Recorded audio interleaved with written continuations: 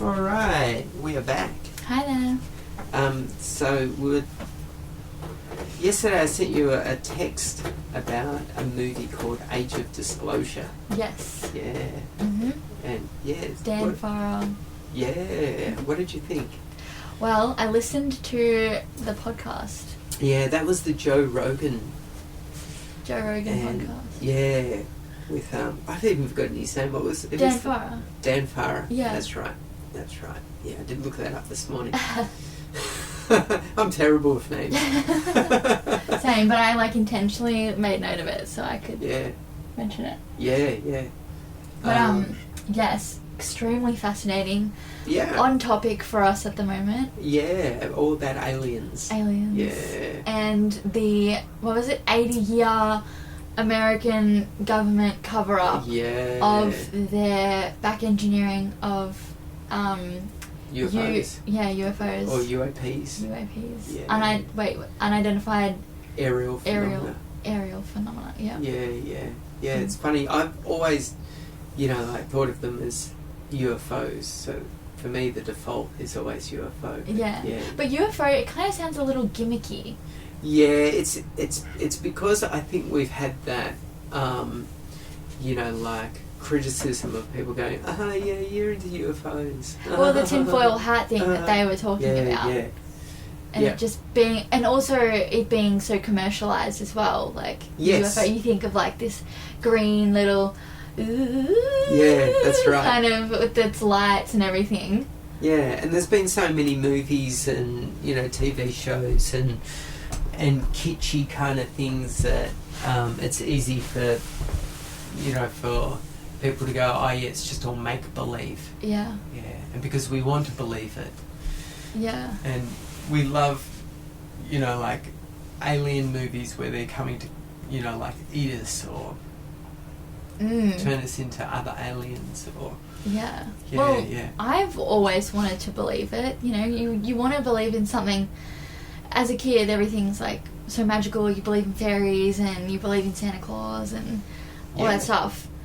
And so, as you get older and you're told that none of that is real, you're like, but you want to believe in something. Yeah. And you hear about aliens and you're like, of course you want to believe. Well, I did anyway. I always wanted to believe that there was something special that could happen in life, and it wasn't just boring. Yeah. In the sense of, you go to work and this is life, and I always wanted something to happen, Yeah.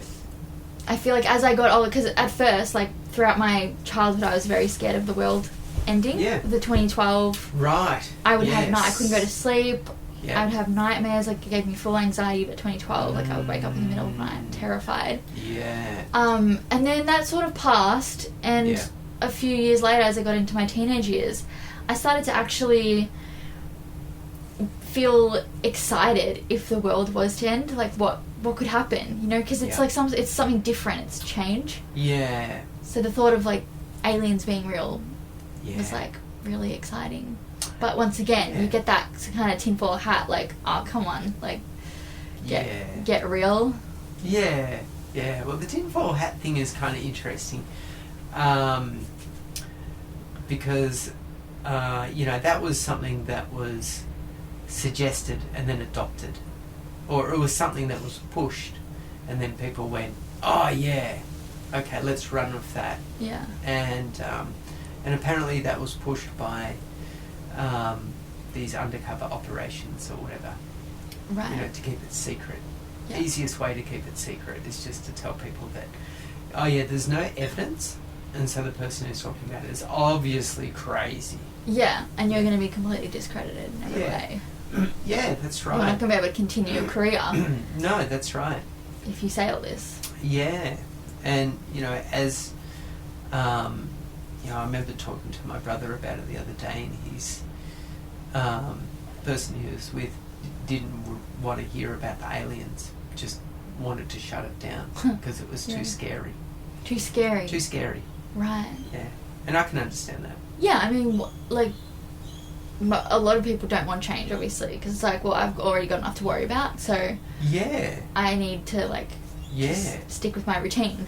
That's right. That would be a massive existential crisis if I actually knew that there was something better than us, bigger than us. Yeah. We're not like the center of the universe. I'm not that important. Yeah. I'm just an idiot in their eyes. Yeah. And when you go down to the mall and you see thousands of people at the local shopping centre and you feel so small. How small would you feel if you realised that there's like a whole galaxies full of different life? Yeah. Yeah. And that's kind of like that. There's like this feeling that I get when I listen to alien stuff and people talking about how aliens are real and they're kind of monitoring us, or they've always been observing us, like we're these cute little idiots. And it's this feeling of like, I don't know, just this sick feeling of sadness or something that we're like dumb and not advanced. It's like, because you obviously grow up thinking that you're the dominant species. Maybe on Earth. But there's a big universe out there.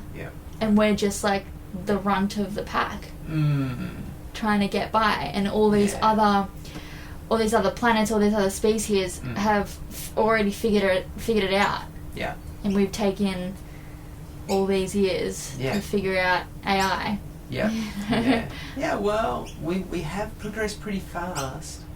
That's one thing, but there's another thing that's at play here that I think it will probably get to the heart of what we're talking about, and that is fear. Yes. Yeah, because it doesn't take much to go beyond fear, but you need to take, you might say, a leap of faith to get beyond it. Not necessarily to become religious, but just to go, oh yeah, okay, so, because if you look at what fear is essentially your worst guess. It's just your imagination. Your imagination is just guessing. I'm guessing that this might happen and I'm afraid it might happen. But that's the mind, that's what its base trick is. To find problems. And so it's very interesting when you come up against aliens that it's like, it opens a Pandora's box of problems. And most people think that they're out to get us as well. When it's like, okay, that's just one assumption. That's your worst guess. That they're obviously our enemies. When it's like, we could just be their pet. Like, they would never harm us. Well, it's probably more likely that we're a dangerous species and they're trying to contain us. There was an analogy in the podcast, I don't know if you remember it, the gorilla analogy, where it's like, imagine you observe this gorilla in this cage and it's so cute and you're observing it grow up and you just enjoy watching it grow like it's your own child. You're not interacting with it, you're just watching it. And then one day it breaks out of the cage and goes and plays with the gun in the gun cabinet and then goes back. And then another day it goes and gets the gun and brings it in to the cage with himself. And it's just like, okay, what's going on? We have to intervene now. We can't allow the gorilla to be... like you don't realise that we're not here to harm. You're just like nuking this guy in the water for funsies. That was pretty wild. I didn't know about that, them nuking the sky to down alien spacecraft. Like idiots. But the aliens could have retaliated. They could have, but I mean, if they wanted to if they wanted us done and dusted, we would be done and dusted. We'd be done and dusted. That's as simple as that. So I think it's more likely that they've done this kind of thing many times over. for other worlds, and they realise there's a growing up period, where the child has to leave the nest, so to speak, and has to learn. Oh, damn! I'm not the centre of the universe. Yeah. Yeah. But that's such an exciting thought, to think that Earth and humans could one day be of such a high, all of us could have such a collectively high consciousness and be good, essentially. Be like, have good morals, you know, all of us. And like kind of evil, I don't even know if that's possible, but all evil actions are eliminated. Yeah, well, I guess the thing of evil actions is knowing that what you're doing is bad and doing it anyway. Yeah. Yeah, exactly. And we some of us do that to an extent, and we generally call it sport. Right. But we sugarcoat it in a way so as not to think ourselves as such assholes. Right. You only have to look at game hunting, and we don't kill things to eat them. We just do it because we want to stick a head on a trophy. Right. Yeah. So, but then even with that, if the person who was doing it actually had maybe a more awakened mind, they would probably look at it and be horrified at their actions. So evil is an interesting one, because if I was to look at something that was a demon or something that was evil, it would have to be a fully awakened sentient being, or who chooses to be evil. Chooses, I'm going to do this, but for zero benefit, even for themselves. Yeah. Just to destroy for the... So selfless. Yeah, just destroy for the sake of destroying. Yeah. But, then things do that anyway. Things do destroy. Yeah. I guess, you're right, because if they were to be not conscious of their evil actions, as many humans are, it's like, well, they didn't know any better, so can you really call them evil, or can you just call them ignorant? Yeah. So I think that the interesting term of evil is sometimes mislabeled. Yeah. I think it's mislabeled. And I think a lot of people that do horrifying acts, even when they might even say, oh yeah, but I just did it because I wanted to, or because I can, or because I enjoy it. If you were really, really conscious of what you were doing, you'd be horrified. Yeah. And even, I know there'd be probably people listening saying, oh, these people have no mercy though, they know what they're doing. Like, I guess the worst person you could think of is like Hitler, you know what I mean? Yeah, well, even Hitler did one great service. He killed Hitler. Right, yeah, he killed himself. Yeah. Which was probably the saving grace, right? Yeah. But could you say that he, like, didn't know, like, was not conscious of what he was doing, and, like, if he was to be conscious, he'd be horrified? Or do you think that he was conscious of what he was doing? It's hard to imagine that he wasn't aware of, like, what he... And obviously he had a goal. Yeah. But it's hard to imagine that he couldn't see, like, what he was doing from a bird's eye view as well. Yeah,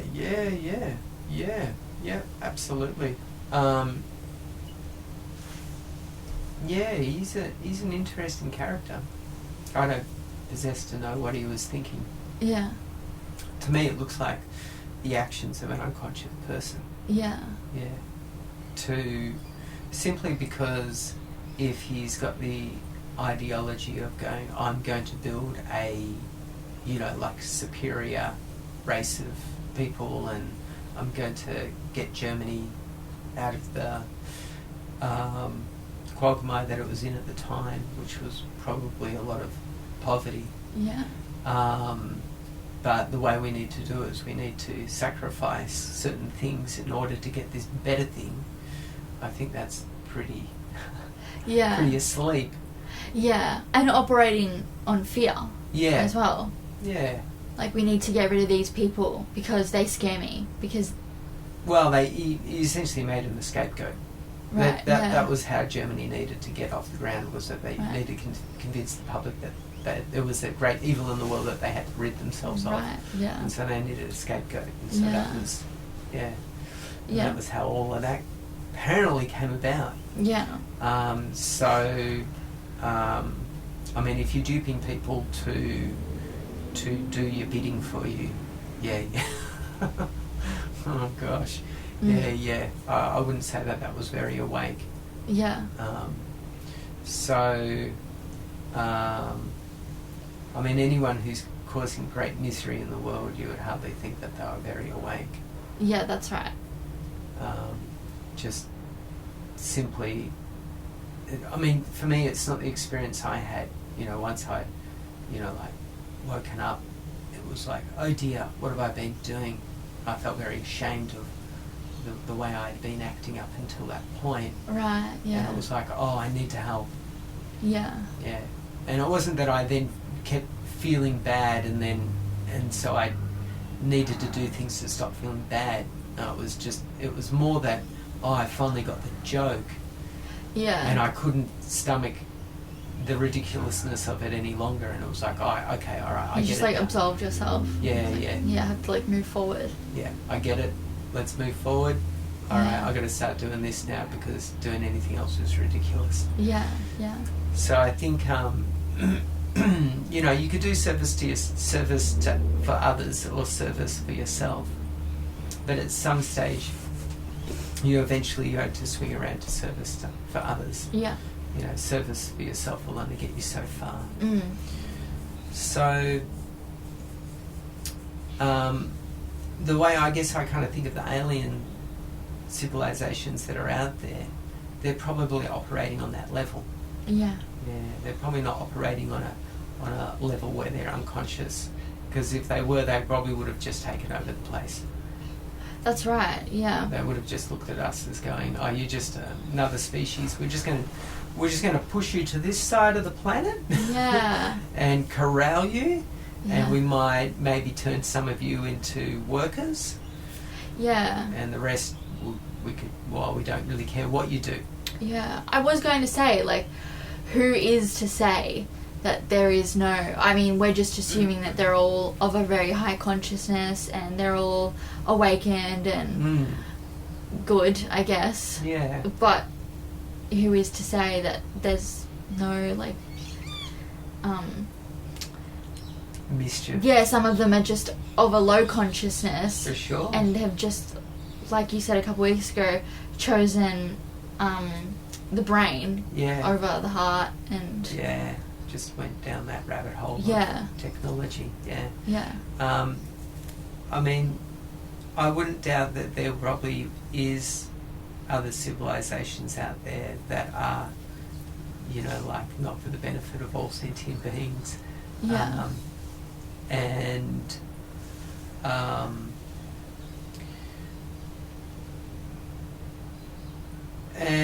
so at least what I've heard is that those beings have been cordoned off, as we would be cordoned off. Yeah. Yeah. Just simply, if you've got a wild tiger, you just say, all right, this is his home. Let's just put a big fence around his home. Yeah. Right. Yeah. Yeah. And we realise there's another tiger next to him, but they're of a different species, and we can't let them mix. Yeah. Because they've both created nuclear weapons, and yeah. But are they even scared of nuclear weapons?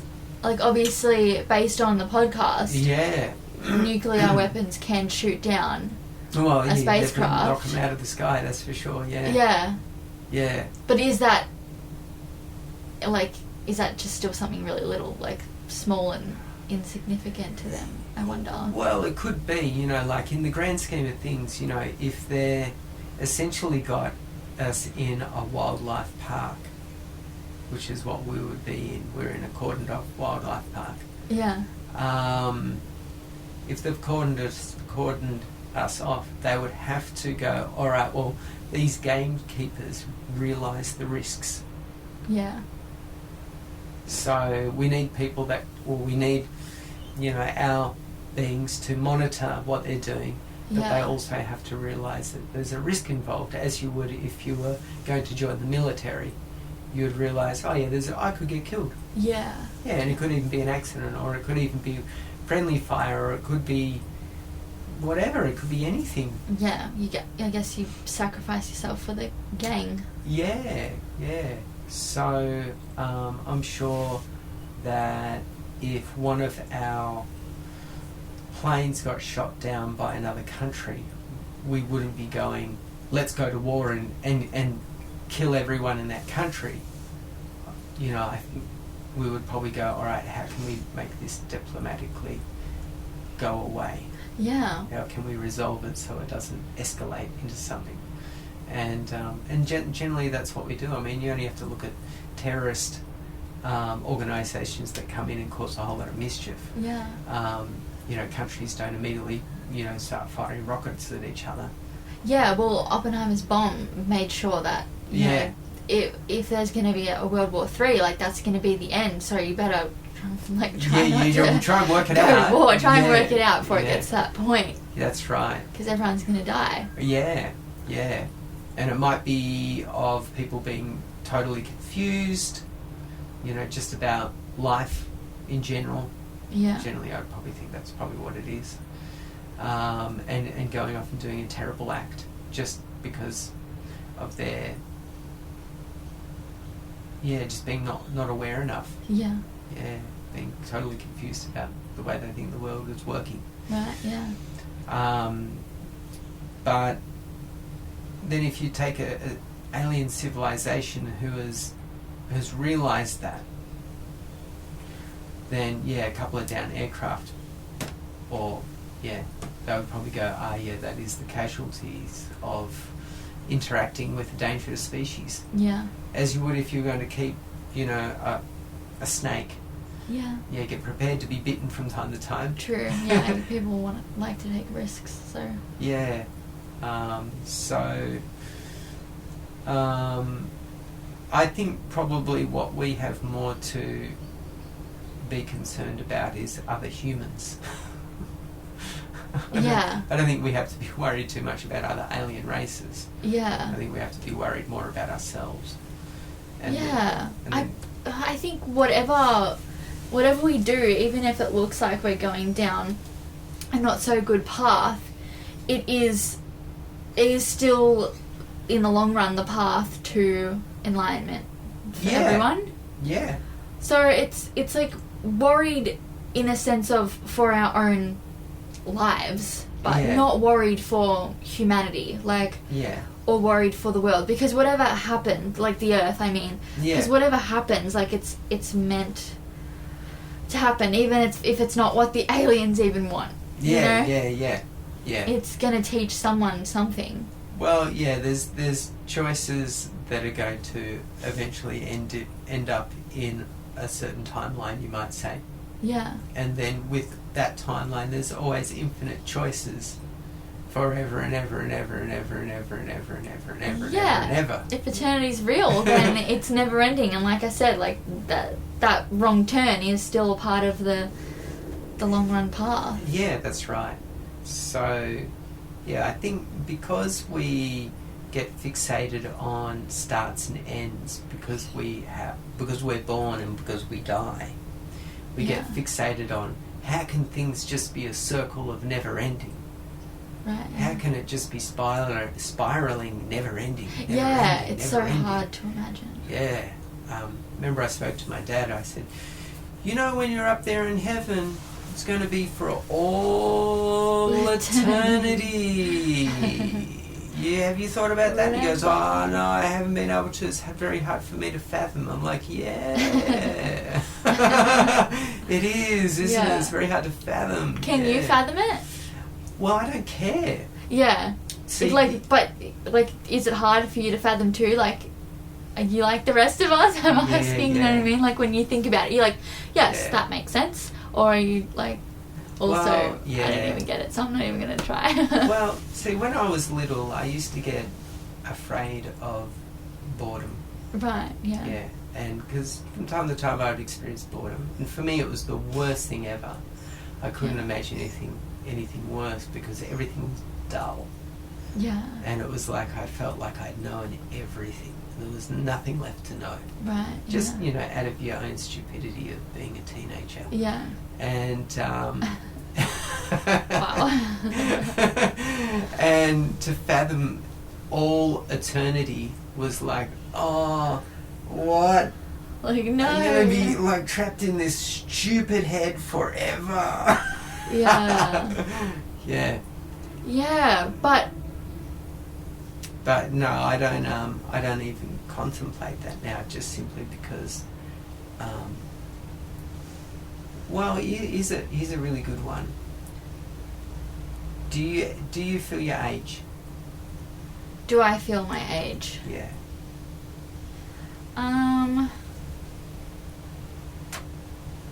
No, I would say that I've like tried to convince myself of my age, so it'd be easy to say yes. Yeah. But you do convince yourself. Yeah. Obviously, you're 23 this year. Oh, Yeah. I'm 23. I'm Yeah. 23. I'm 23. Like, Yeah, I get in my yeah. head. Wow, get that into my head. I'm only 23 Yeah. for 1 year. Yeah. The year's almost up. Yeah, And then I'm going to be 24. Yeah. Yeah. So- No, I don't. No. Yeah, and has it ever always felt kind of consistently the same? Even when you were little? Yeah, you Really always little. feel like yourself. You always feel like, Yeah. like if I look back at like me 6 years ago, like I'm like, wow, that's a different person. Yeah. But always in the moment, you feel like you've been that person the whole That's time. right. You're always with yourself. Yeah, that's right. There's never any difference in, oh, if I look behind my thoughts at just me being aware of my thoughts, that part is never changes. No, Never, ever no, changes. that consciousness Yeah. is always there, and the consciousness is full. There's no growth that needs to happen with your consciousness. It's there. It's just about yourself uncovering Yeah. your consciousness and like keeping awareness of it, so that it's always Yeah. there. Yeah. And then you may find yourself getting fixated on things, like as either a male or a female, you may either get fixated on your clothes, how you like to dress yourself, then what you're attracted to, and those types of things. And the longer that you live in, say, a certain, state of being, the more you totally convince yourself that I really love this. I can't imagine anything else. Like, I really can't imagine anything else. Right. Like I've been vegetarian now for, I don't know how many years. I'd say 30 years. Wow. So I can't really imagine going back and eating meat. Although I Yeah. did a little while ago. Oh, so you did? I kind of felt like I should, just to see what it's like. What was it like? Oh, it was okay. What'd you eat? Oh, just a bit of red meat. Right. Yeah, I had some I thought I had stomach lining issues, I don't know. And I thought, oh yeah, I'll start having a bone broth, and I did that, and then I had a little bit of red meat to see what that was like. And then, I just really didn't really enjoy it. Right, yeah. So I just fair stopped enough. doing it. Yeah, Anyway, fair enough. all the issues I had went away. So, Oh, that's good. yeah, and I don't know if it was because of the red meat or they just went away. Yeah. Maybe because in your head, back of your head, you're like, oh, maybe it's because I'm not eating meat. Yeah. And then when you like kind of proved that it wasn't, like you Yeah. debunked it, Yeah. you're like, oh, okay, well, I don't yeah, need this it problem doesn't- anymore. Yeah. So yeah, it's interesting that as you get really fixated on this is what I like. It can't be any other way because I've decided that this is the right path, and every other path is not the right path. Then you defend it. Yeah. Yeah. And but then that's just another trap. Yeah. It's trapping you into another belief. Yeah. So it doesn't really matter what it is, whether you back it up with evidence and whatnot, you're still yeah, you're still trapping yourself into that little corner of the world, corner of existence. Yeah, and you're just shutting off any other possible way. If you like, you kind of stop learning at that point. Yeah. Like you stop growing when you decide that no, this is perfect right now. Yeah, and I'm going to. You avoid anything else. Yeah, that's right. Even if it is a little bit risky, you know, people, you know, defend their smoking, or defend their drinking, or whatever it is. It doesn't really matter. Yeah. That's how. But yeah, this is the only thing that makes me happy. Yeah. Okay. All right. Good side. So, yeah. So I think with those kind of ideas, when we look at aliens, I think our view of aliens is very, very limited. Yeah. Based on what we defend as our ideals, or what we like and what we dislike, and especially with people who even haven't come around to the idea, never even thought that there's aliens out there, or maybe thought about it for half an hour and then, you know, got dissuaded from it because they'd heard someone say, "Oh yeah, tinfoil hat wearing kooks." Yeah. And then they went, "Oh yeah, I want to be known as that." But isn't it bizarre that it's not the default to assume that there's life out there? I just find it so bizarre. Like, if we're all kind of the agreement that the universe, as hard as it is to believe, is never ending. Yeah. As if we're the only living beings in the universe. Like, it's really strange that it is considered stupid. I know that stigma has been created around it, but like, I can't believe that stigma has been strong enough to stop people from being like the obvious. Yeah. Well, I guess it comes back to that question that you asked, was that, you know, like, can you contemplate for all eternity? Yeah. And what I realise now for me is that anything that comes up in my mind of all eternity is not true. What do you mean? Well, the only thing that I can perceive is right this moment. Oh, and right. I'm having a great time. Yeah. Yeah, I'm having a great time. There's nothing else I want to be doing right now. Cool. And so that's all eternity. Yeah. Okay, well, I'm having a pretty good time. Right now, yeah. Yeah, right now. That's cool.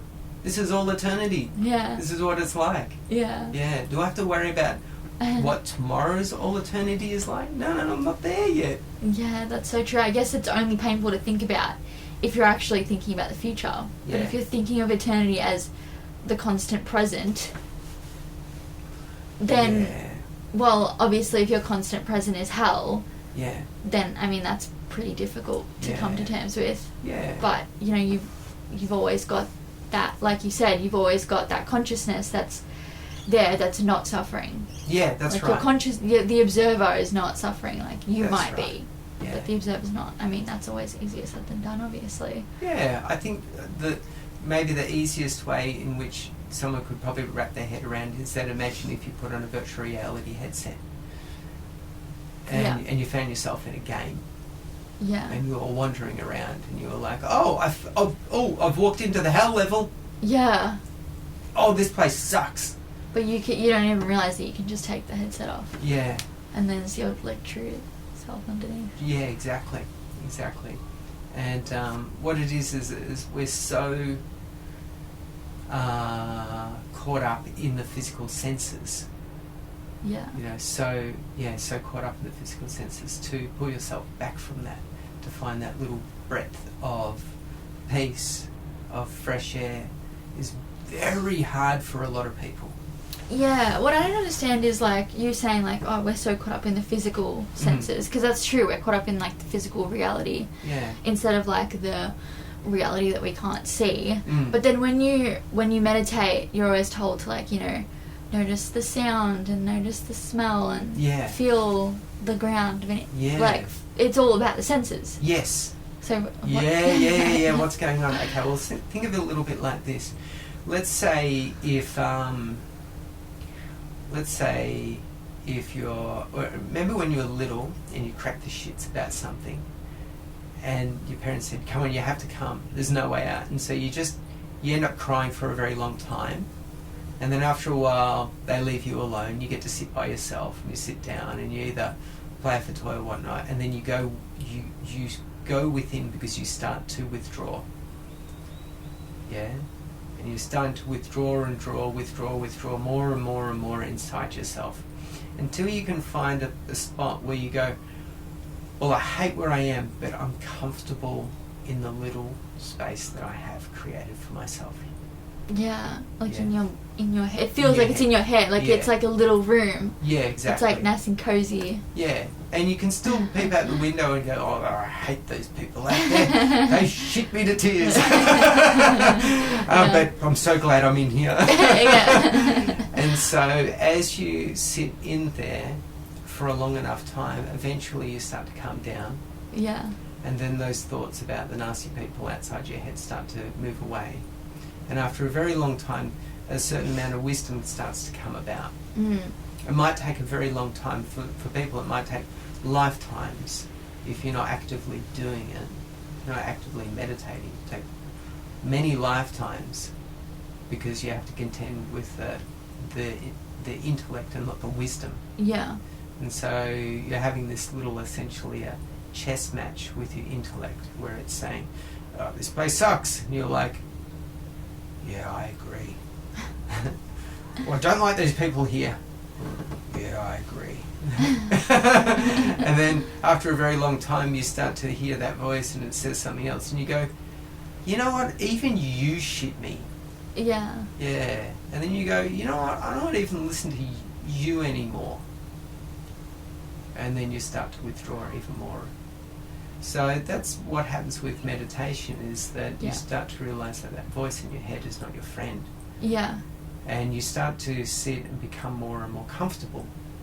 Now, as you're sitting there and becoming more comfortable and you're not listening to the voice, what will you naturally want to do again?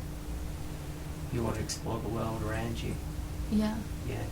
And so then that's when we say, feel the ground beneath you, feel the palms of your hands, the soles of your feet, where they're sensitive, and begin to realise that actually you feel very comfortable. Yeah. And it's actually a very nice place, a very lovely place. It's just that you've been listening to your own silliness. Yeah. And it's not really even your own silliness, that's just a way of saying it. Yeah. It's just the silliness of the mind. Right. And so as you put down that tool of the mind, you start to get back into the more physical body. You start to realise, physical body feels really good. As you were if you were in a virtual reality. And you could still feel things. Yeah. Like if you're in what we call a haptic suit, where you can feel the vibrations. The mind is more like it's more like your phone sending you notifications. Yeah. Yeah. Oh, by the way, you got another thing on Instagram. Go and check it out. As you start to become disenfranchised with that part of the mind, the constant notifications and the ego saying, warning, warning, danger, you start to realise, if I explore other parts of myself, like the physical self, it actually feels so much nicer. Yeah. And so that's what we're doing when we're saying, all right, now feel the physical body. Yeah.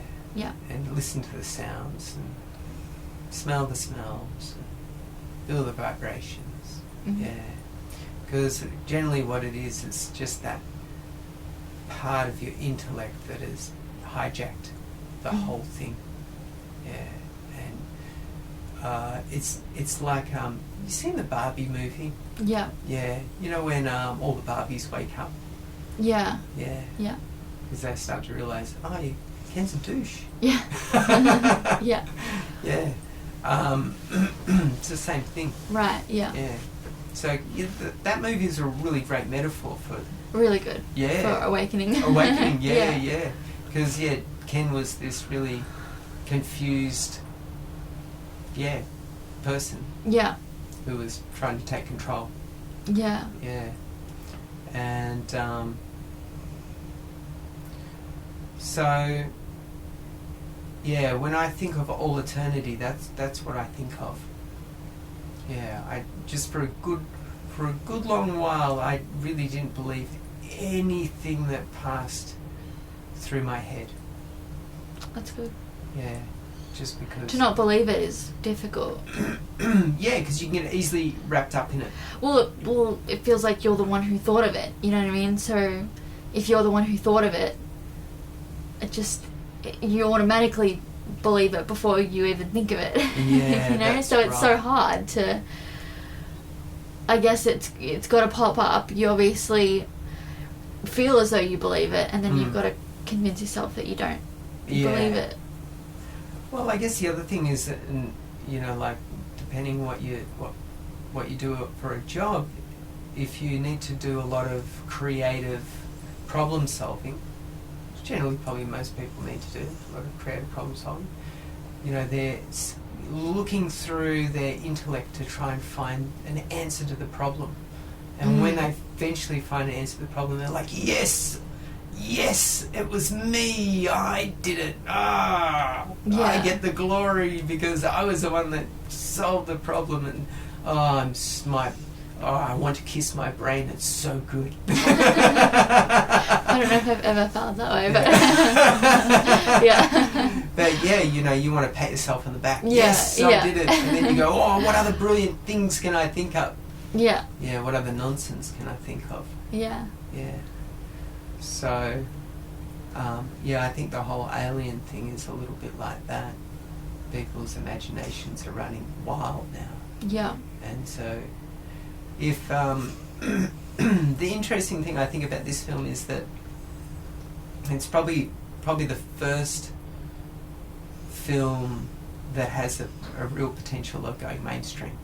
The Barbie movie. No, the UFO movie. I was like, that's already pretty mainstream. If you didn't realise it. Yeah. It's like super mainstream. Yeah. Yes. No, I agree. And that's what I was wondering when I was listening to it, because Dan Farah himself was saying, you know, I think this will really be the tipping point for America and for the people and for the president, and, you know, he'll have to come out and speak about it. And I was thinking, you know, that could be taken as really just like self-inflating, like, what I've done is the most important thing and this is the tipping point, and whatever.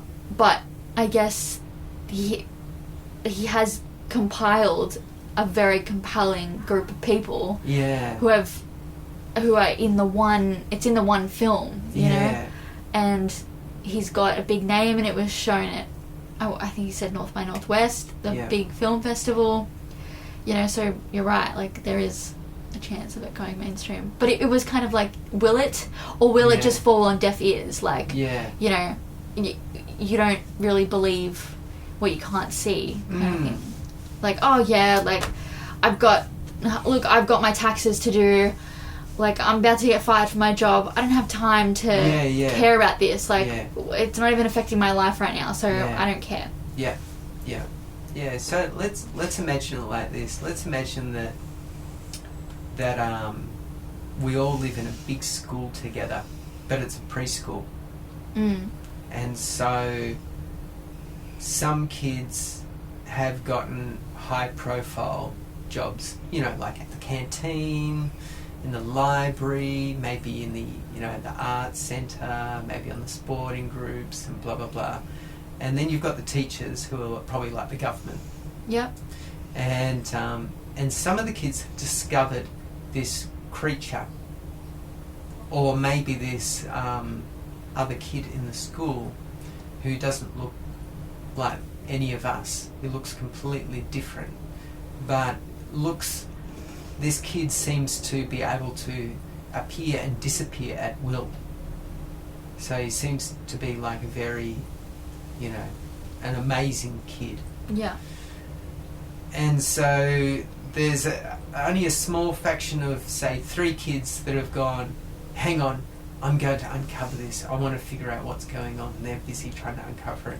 And then as they're trying to uncover it, he's come across a bunch of other kids who have higher profile duties, you know, like the, say, school captain or the sports captain, and gone to them and gone, have you seen this kid? And they've gone, yeah, we've seen him too, but I can't come forward because I don't want all the other kids to laugh at me, and I might lose my special job. Yeah.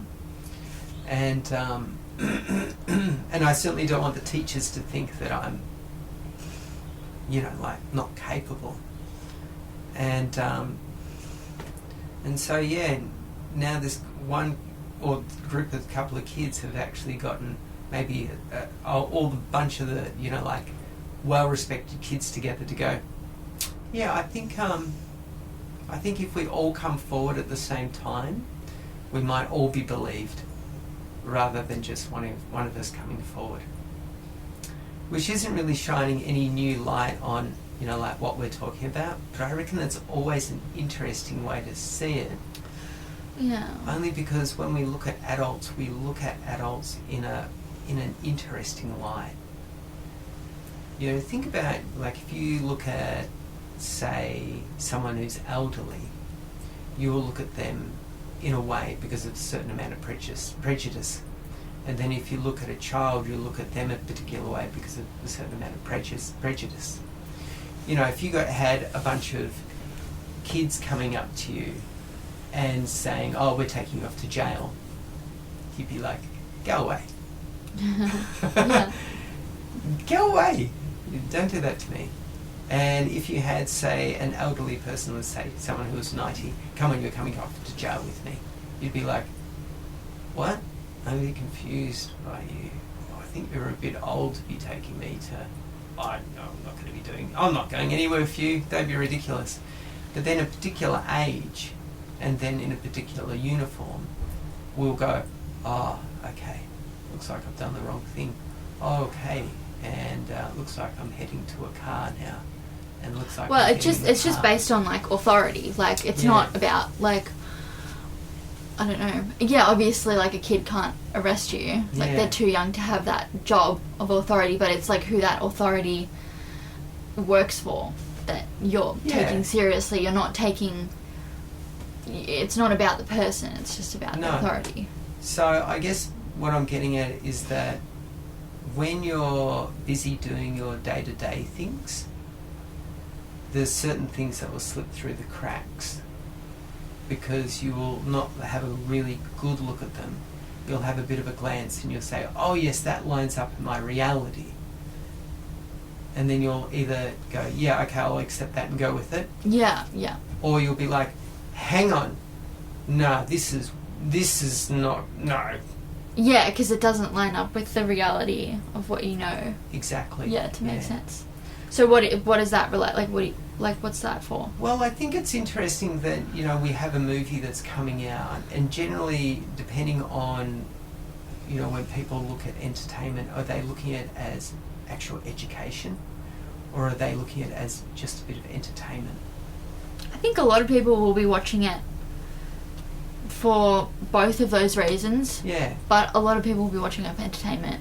Yeah. I still can't see people taking it. Like, it'll be taken more seriously, I'm sure, especially if it goes mainstream. I have no doubt. Yeah. There's always a portion of people that take it seriously, and considering the amount of, like, important authority people who are on this film, like, it'll be taken seriously, but I think people will still just, like, not really care.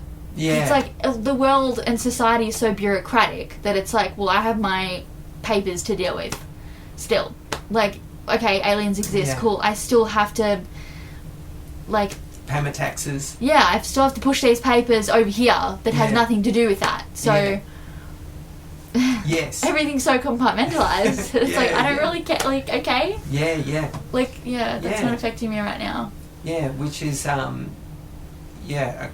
guess a little bit of what I was meaning by what I was saying, and that is that people are so busy doing their thing, if it doesn't line up in their reality, they probably won't take much notice of it. Yeah. Yeah. Right. Yeah. So, but we'll see. I think it's a good step forward. It's a good step forward. It's a better step forward than probably a lot of other things that I've watched. Yeah, I mean, the Bob Lazar documentary, that was really fascinating, and obviously that's him, like, quadrupling down on what he said that pretty much ruined his life. Yeah. But like that, I mean, it didn't have a huge platform. It's on YouTube, you know, you can find it anywhere. But this has been distributed on Prime, so people will watch it. And obviously, what's his name? The podcaster. Joe Rogan. Joe Rogan. Yeah. Obviously, he's given it a good platform as well. He's the biggest podcaster in the world. Has a very, very good platform. Yeah. And he has a very large audience. So, it's interesting to see where that goes. Yeah, and still it's hard to take fully seriously when there's no proof. I mean, right at the start of the podcast, even Joe Rogan was like, oh, you know, I'm in and I'm out of believing. Yeah. I'm in and I'm out, Yeah. You know, this film has really, like, solidified things for me. But still, you know, he said the one thing that's, like, that could make it false is that all of these people have come together to push the wrong narrative.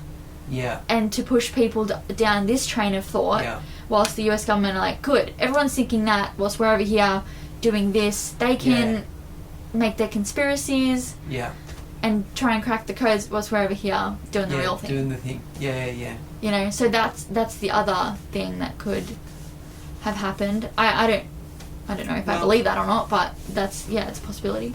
I mean, that is the interesting thing about, you know, like, imagination. You know, and that's what we're contending with. Yeah. Is that we live inside this imaginatively, you know, a bubble of imaginative thought. Yeah. Even if that's a word, I guess. A bubble of imaginative thought. Yeah. Yeah. It works. I'll let it slide. and because everyone's guessing at it. Yeah. Yeah. It's hard to know, where do I put my weight? Yeah. Or do I not put my weight anywhere and just watch the whole thing unfold as it does? Just watch it unfold. Yeah. I mean, it's very fascinating. It's immensely fascinating. And it is entertaining. It's hugely entertaining. I'm going to watch it for entertainment. There's nothing more that I can watch it for. I mean, if it is real, this is only the tip of the iceberg, and it's not going to educate me enough to be able to prepare myself. You know, I don't know what to put in my doomsday bunker based on, you know, the podcast that I just listened to. So I'm just going to watch it for entertainment, and then when the day that, you know, we get abducted by aliens or whatever happens, I'll be like, oh, okay, So I should have taken maybe more notice, or if I did, what could I have done? Well, that's what I was thinking just yesterday when I was listening. I was like, what can I do? Like, is there actually something I can do? And, you know, if you're a believer, a lot of people want to be that person eventually to say, I told you so, and I've known this the whole time, and I knew I was smart enough to pick the right side, and I'm on the right side of history, all that stuff. All of those thoughts are very interesting while you're alive. Yeah, it's very egotistical. But as soon as you're dead and on the other side with all the other alien dead souls. Then it really poking does each other matter. Going, you're not physical. You're just the same as the banker who never believed in aliens for not 1 second. Yeah. Not even whilst he was being killed by one. So. And so that is the other thing. You know, like, are you going to go down the path of being afraid of aliens, or are you going to say, no, there's a good chance that they're probably not going to be dangerous? Yeah, I mean, if I do die by the hand of an alien, I would consider it a very interesting death. Yeah, that'd be pretty interesting. I'd be like, cool. I mean, that's better than, like, dying by getting hit by a bus or something, you know what I mean? Like, I'd rather it, so... Yeah, anaphylactic shock from a... Peanut, yeah. Yeah, like, what a way to go. Yeah. Have you watched any of the other interesting crash retrieval docos that are out there? No. Yeah. I've just watched what you've sent me. So I watched the Bashar, Bulbasaur, and then I listened to this podcast. Yeah, there was an interesting one that was down in South America somewhere. Right. Colombia, I think it might have been. Yeah. And so this, as the story goes, there was a downed craft, and there was, I think, 2 alien beings, and one was hurt and the other one had died, I think. And so a police officer came and picked up the one that was still alive. Wait, these are aliens or people? Aliens. Oh. Yeah. Yeah. Okay. And so the police officer took it to a hospital, and they were like, we don't know what to do. So, but did anyone get footage of this? No one took a photo of the alien? Yeah, I don't know. See, this is what I hate. know. I just, No, this is really annoying. It's like, Yeah. sorry, this all, like, you're just a police officer and you stumble across an alien, you're not going to pull out your iPhone and quickly take a snap. No one at the hospital, no nurses, no doctors, no people past, like, what about all the people at the hospital? Like, Yeah. Yeah. it's just really annoying. No, it is, because it's like, I do want to believe, I do. Yeah. But yeah, I will sit and watch it unfold, because, like, based on that, Yeah. you know, no one took a photo of the alien. Yeah. Come on. Yeah. Come on. Yeah. You'll have to watch it. I remember watching it years and years ago, but I haven't watched it since. Yeah. But apparently they're making a sequel. Right. And yeah, the eyewitness accounts they're pretty captivating. But where'd the alien go Um, after it was brought into the hospital? yeah, I'm not really sure what the rest of the story was. I know the cop died Oh. because he got an infection from the actual alien. Oh, like parasites, like what they were talking some about. type of parasite. Yeah, Right. yeah. It was actually on the podcast. They talked about it yesterday. Oh. Yeah, Maybe I missed it. yeah. Doesn't matter. Yeah. But yeah. So and then there's Roswell, Yeah. and yeah. Apparently they have a lot of alien spacecraft. Right. Yeah, dozens apparently. Who? The US government. US government. Yeah, I can imagine they would. I mean, this has Yeah. been going on for 80 years. I We've can't. been blowing them out of sky with nukes. Yeah, you'd have some. You wouldn't invest that much time and money if you weren't making any progress. Yeah. And then, yeah, the question is, like, why look into it? And I guess the answer is, like, it starts from curiosity, and then quickly it's like, oh, this country's curious about it too, and Yeah. now it's like a race for power. Yeah. So I guess that it goes hand in hand rather than it just being one or the other. Like, there is curiosity, but Yeah. Yeah, that's interesting. An arms race. Yeah, that's an interesting take on it.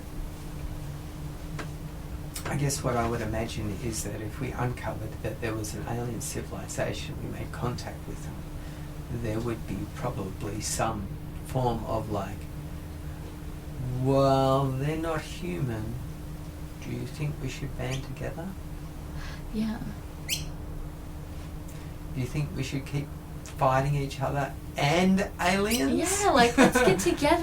Yeah. Let's team up, join forces. Yeah. Honestly, if one day aliens do, like, fully show themselves, Yeah. it could be the greatest thing to happen for world peace. It Yeah. could. It Yeah. could. Yeah. I would probably imagine so. I think they would probably, and as you know, like Indian gurus possess a certain amount of calm, that when you sit with them you become more calming. They have a calming effect. That aliens have the same effect. Right. Yeah. Yeah, I guess because they're a higher consciousness, Yeah. as we assume. Yeah. And they talk on more a telepathic level. Yeah. And so when you're in their presence, you just calm right down. There's no fighting. You can't fight it. Right, yeah. You forget about being afraid. You just calm right down. Yeah. Yeah.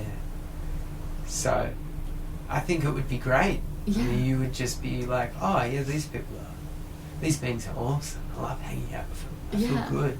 Yeah. Well, shoot them. Why would you do that? For what? For what? Yeah. Yeah. Yeah. I guess we're just not very trusting. Well, what it comes down to is that just fear. Yeah. Yeah. Yeah, of course. And then not trusting that you're actually not going to hurt us. Yeah. Yeah. The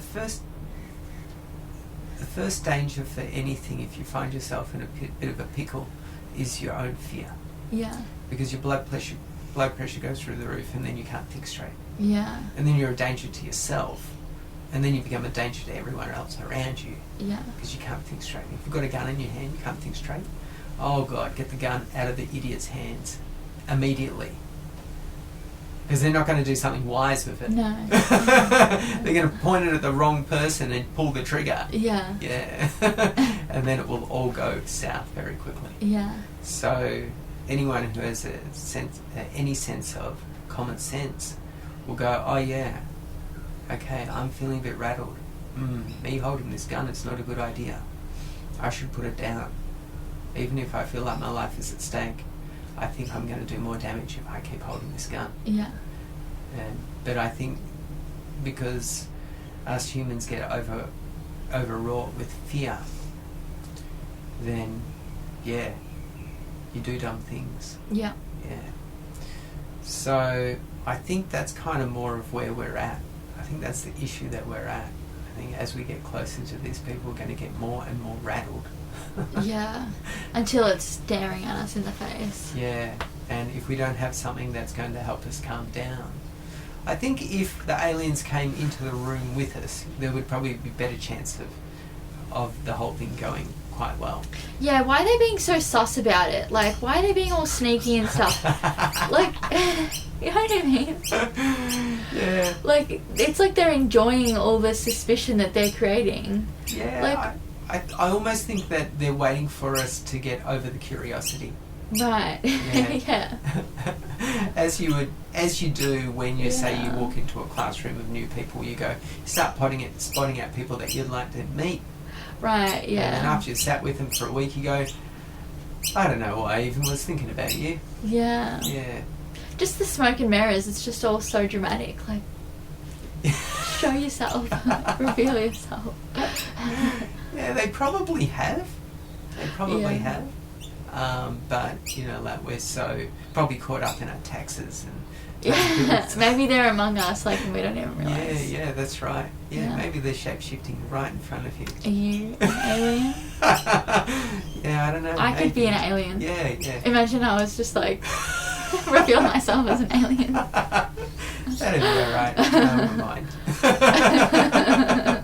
That'd be pretty cool. Yeah, that'd be cool. I feel like skin just, like, started. You're a reptile, actually. Yeah. Yeah, I think I would really like to meet some of these, insectoid and reptilian races. They must be amazing to look at up close. Are you, when you're doing your practices and, like, meditating and everything, are you ever doing anything to try and, like, make any sort of contact, or are you trying to do that thing where you, what is it? Channeling. Are you trying to do any channeling? For a little bit I did do some... like astral traveling work, and that was pretty interesting. What did you experience? Did you find any success? The most interesting experience I had was what I would kind of call like a tear in reality. Right. Yeah. And so I could see and they would only happen very, very quickly. It was like I would be able to see through a tear in the fabric of my perception into something else, into like imagine if like me sitting in front of you, actually you start to realise it was just a curtain, right? And like a film projection, right. And then the curtain teared, and you were actually seeing that? Yeah. But why was it so like imaginative? Like in the sense that would it looked very real. Yeah. Yeah, it looked very real. Yeah. But it would only happen very, very, very quickly. Like an actual tear. An actual tear, yeah. Right. Yeah. And so I'd start to glimpse these things, and it was like, oh, that's very interesting. Yeah. You know, it was. What was behind? What was? Oh no, it was too hard. The tear was too thin, and it would happen Right. too quick, and you would only get like a glimpse of what seemed like colour and light, shapes, and. How do you like trust yourself when you experience something like that? I guess it's the emotion and the well, vibes you I get guess from the way I kind of think of it is, how do I trust anything I experience? I don't trust anything I experience. it. Yeah. I don't trust any of my thoughts. Right. So, you know, when I meditate, someone asked me the other day, they said, oh, what do you, I get these experiences, what do you experience? And I said, oh, I don't experience much because I keep dropping them. Right. Whatever experience comes along, I drop it. Right. But if like some sort of channeling experience was all of a sudden to happen, would you drop that? Like, is that what you mean? Yeah, well, I did have an experience of that once, but they generally happen very, very quickly and then disappear very quickly. Right, yeah. Yeah. Okay. And at the time, I wasn't anywhere near a spiritual awakening. There was many years up into that, and I remember a face coming at me while I was meditating, but it was very fast. Like, it came up just as you would if like I walked right up to you and put my face right in front of yours. I just imagine like the first Harry Potter, you know, the philosopher's yeah, stone where like Voldemort goes through Harry Potter. That's right. Yeah, it seemed like that. And it was like it just appeared from out of the darkness. And it was like, oh, okay, what did I just, that was very weird. Yeah. And it was very real. That's cool. Yeah. But, is this just the imagination? Everything is just the imagination. It's hard to distinguish the difference between, you know, like what I would consider undeniable reality and an imagination. Yeah, like when you're talking about the tear, and I said that sounds very imaginative. I meant it as in like, it sounds like your brain was, or your imagination was like putting theatrics to it. Yeah. Because like that sort of tear is in like a film. That's not even. No. That's not like films and all that. So that's not part of the spiritual world. It's very theatrical. Kind of try and describe it because it's quite unusual. Yeah. Yeah. Yeah, right. You know, if I said maybe in a more scientific way, it seemed like the molecular structure of my experience morphed into some other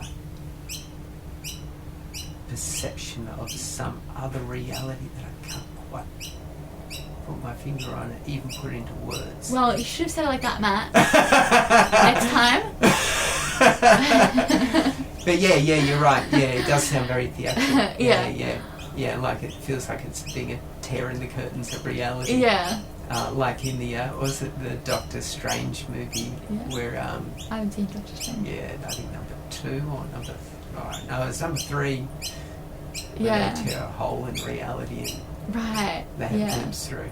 Yeah, just because when things like that happen with me, I'm like, that was so, like, so much imagination and, like, theatrics. My brain went to so much effort to, like, create that. You know what I mean? Like, what do you mean? Show me something so grim. Am I just, is it, like, just a dream where it's just a whole bunch of things that are floating around in my brain being all put together? Like, one time I've told you about this experience when I was getting Reiki done. Yeah. And I saw this, like, image just, like, it popped into my brain. I did not try and conceive it at all. Yeah. Of, like, 2 angels, like, coming out of the light and, like, reaching towards me. And, like, they were this really hot angel couple. Yeah. And I was like, wow, yes, it's so hot. And then they just disappeared. And then I always think about that because it felt so real. Right. And I was not trying. And that's the other thing, like, a lot of the time I catch myself trying, and then you know when you've kind of fabricated something. Yeah. But still, it was so theatrical that I was like, was that real? Yeah. Was it real reality? Were there actually 2 angels? Yes. That were contacting me in that moment? Well, I guess here's the other thing that's kind of interesting, is that how do you know reality isn't theatrical, always theatrical? Yeah, I guess.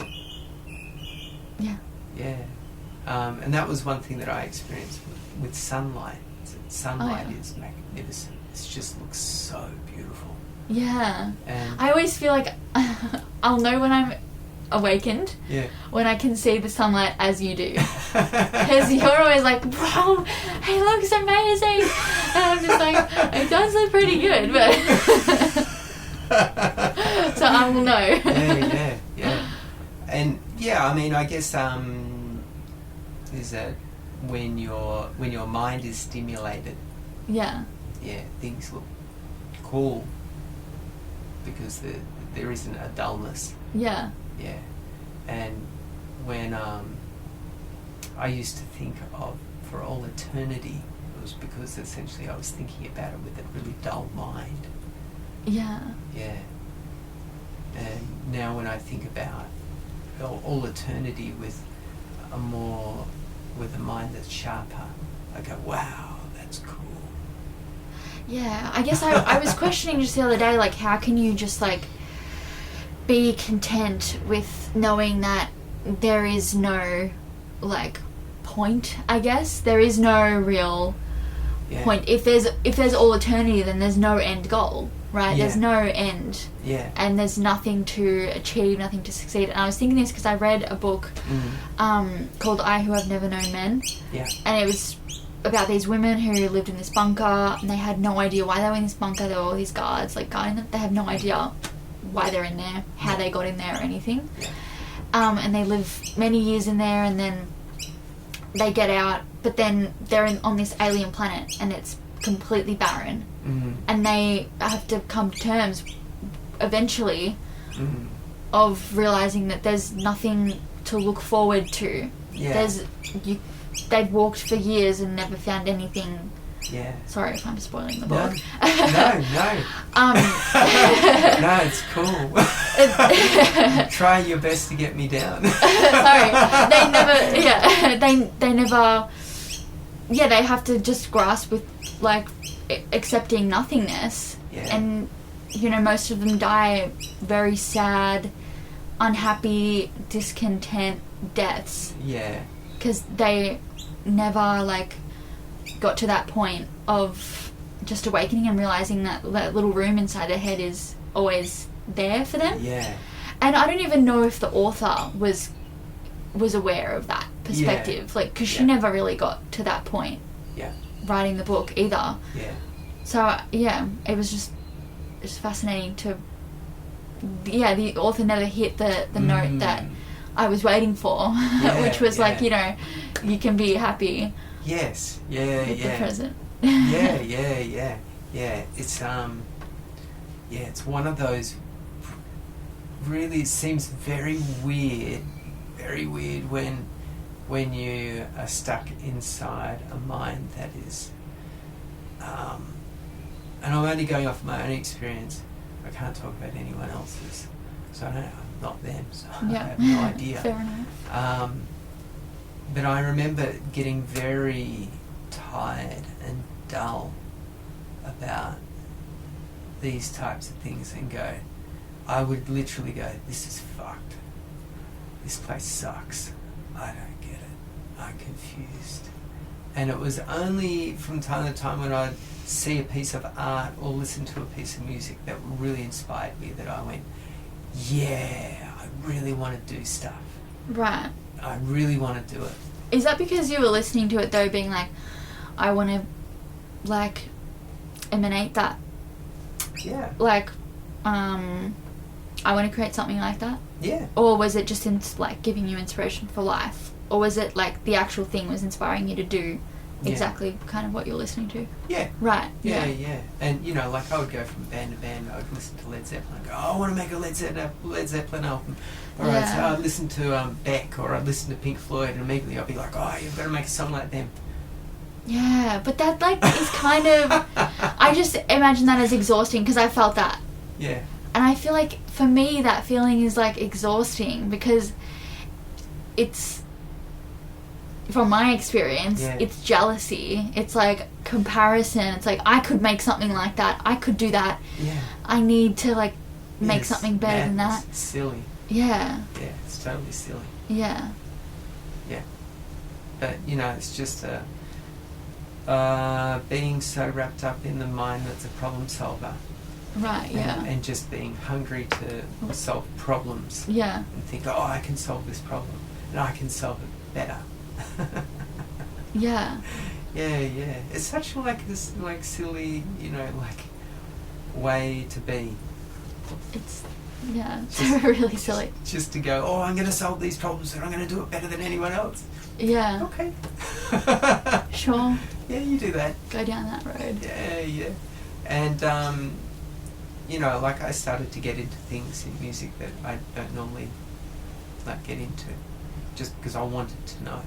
Right. Yeah. You wanted to know, or you wanted, for yourself, or? Well, I guess it's like being a treasure hunter, if you're being a treasure hunter, if you know there's gold somewhere. Yeah, I guess you're trying to collect the badges. Yeah, that's right.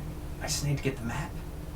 And I reckon I can work it out. I'm smart enough, I can read a map. Yeah, and then knowing this will make me a little bit more superior. And then knowing this will make me a little bit more superior. Yeah. And then eventually I'll put all the knowledge that I've got together. And of course at the time you're also watching what other people are doing and you think, I can do what they can do now, but because I've got this, I can do it better as well. Yeah. Yeah. And it's all silly. Mm-hmm. It's all quite silly. And then, you start to put it together and you realise it doesn't float. Yeah. It's like never ending. Yeah. Yeah, it's never ending. It's not satisfying. Never satisfying. It's all. Yeah. So, just like shopping and collecting clothes. Same thing. Yeah. You just stuff wardrobe after wardrobe after wardrobe. Yeah. It will never be enough. Yeah. Yeah. So you could probably think of the whole alien thing like that as well. Aliens just going around collecting planets. Right, yeah. Yeah, we're just not a set of clothes. Yeah. Or just a pair of pants. Yeah. Angry pants. We're a fascinator. Yeah. The world. This is a fascinator. Yeah, be careful, they throw nukes at you. Yeah, I know. Might give you a headache. Yeah. So, it's pretty fascinating. Yeah. And here we are as the fascinator, looking up, going, they're going to take us, put us on their heads. Yeah. Not sure about that. Yeah, but apparently we're dangerous. Yeah, well, if we nuke them constantly, then we're totally dangerous. They'll give us that label. Yeah. Anyway, I guess we've come to the end. Yep. Yeah. All right, well, till next time. Yeah, till next time. Thanks then. See ya. Bye.